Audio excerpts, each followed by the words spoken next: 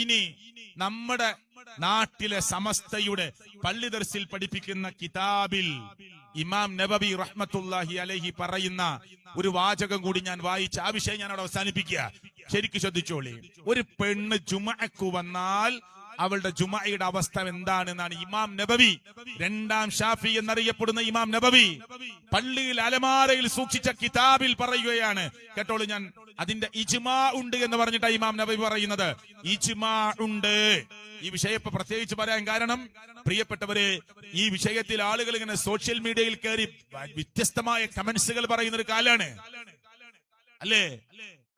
തങ്ങളെ കെട്ടിയിട്ടുള്ളത് വഹാബികളുടെ കുടുംബത്തിൽ നിന്നാണ് എന്നൊക്കെ പറഞ്ഞിട്ട് ആക്ഷേപങ്ങളും അധിക്ഷേപങ്ങളും ഒക്കെ അങ്ങനെ അങ്ങോട്ടും ഇങ്ങോട്ടൊക്കെ നടത്തുന്ന സമയമാണ്. എന്ന കിതാബിൽ എന്തു പറഞ്ഞു കേട്ടോളൂ.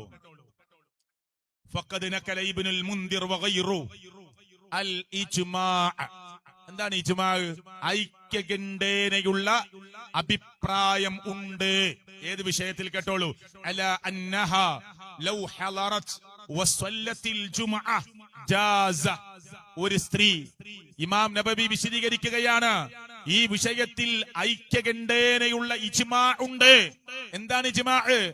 ഒരു സ്ത്രീ ഒരു പള്ളിയിൽ ജുമുഅക്ക് വന്നു, എന്നിട്ട് ജുമുഅ നമസ്കരിച്ചു.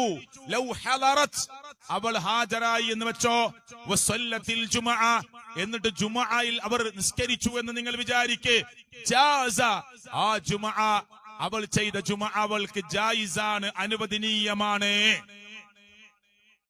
ബാക്കി കൂടി കേട്ടോളൂ. എന്നിട്ട് എന്തുകൊണ്ടാണ് അത് അനുവദനീയമാകുന്നത്? വഖദ് സബതത്തിൽ ഹദീസു സ്വഹീഹ അൽ മുസ്തഫീള.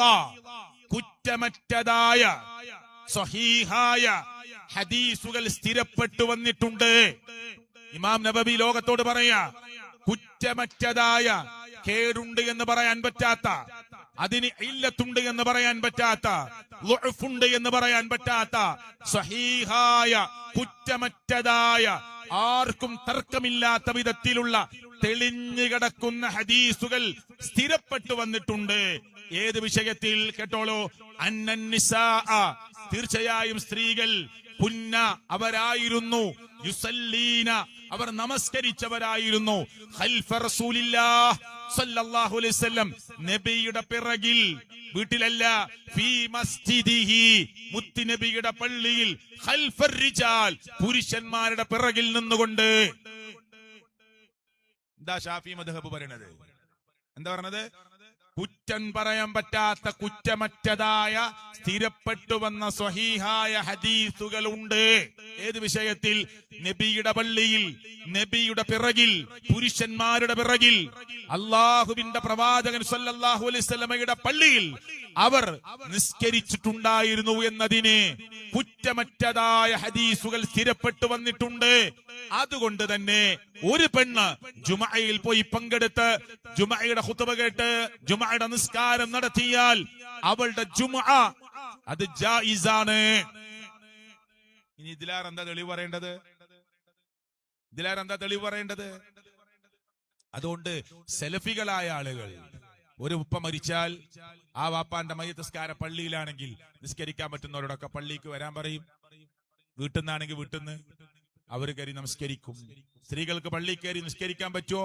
എന്നാ മയ്യത്തും നിസ്കരിക്കാം, ജുമയും നമസ്കരിക്കാം, സുന്നത്തും നമസ്കരിക്കാം, ഫർളും നമസ്കരിക്കാം, എല്ലാം നമസ്കരിക്കാം. ഇവിടെ ഉണ്ടോ എനിക്കറിയില്ല. ഞങ്ങളൊക്കെ നാടിന്റെ ചില സ്ഥലത്ത് ചില ആളുകള് ഭർത്താവ് മരിച്ച ഭാര്യനെ പോലും നിസ്കരിക്കാൻ സമ്മതിക്കൂല. ഇവിടെ ഉണ്ടോ അങ്ങനെ? അറിയില്ല. ഉണ്ടോ? സ്ത്രീകളോട് നിസ്കരിക്കാൻ പറ്റൂല അറിയും. ഇവിടെ ഉണ്ടോ അങ്ങനെ? ഞാൻ മരിച്ച എന്റെ ഭാര്യ ജീവിച്ചിരിക്കുന്നുണ്ടെങ്കിൽ അവൾക്ക് നിസ്കരിക്കാൻ പറ്റിയ ദിവസമാണെങ്കിൽ എനിക്ക് വേണ്ടി ചെയ്യാവുന്ന എന്റെ ബോഡി കണ്ടുകൊണ്ട്, അല്ലെങ്കിൽ എന്റെ മയ്യത്ത് മുന്നിൽ വെച്ചുകൊണ്ട് അവസാനമായി അവൾക്ക് ചെയ്യാൻ പറ്റുന്ന ഒരു കാര്യമാണ് എനിക്ക് വേണ്ടി പ്രാർത്ഥിക്കാൻ, നിസ്കരിക്കുക എന്നുള്ളത്. അതിനുപോലും സമ്മതിക്കാത്ത ആളുകളുണ്ട്. ഞാൻ അവിടേക്ക് ഇപ്പൊ കിടക്കണില്ല. അത് പറ്റൂല. നബി സല്ലല്ലാഹു അലൈഹി വസല്ലം സഹാബത്തും ചെയ്യാത്ത എത്രയോ ബിദ്അത്ത് ചെയ്യും. എന്നാ സഹാബ വനിതകൾ ചെയ്തത്, ഇസ്ലാമിൽ എതിർക്കപ്പെടാത്തത്, അത് ചെയ്യാൻ പാടില്ല.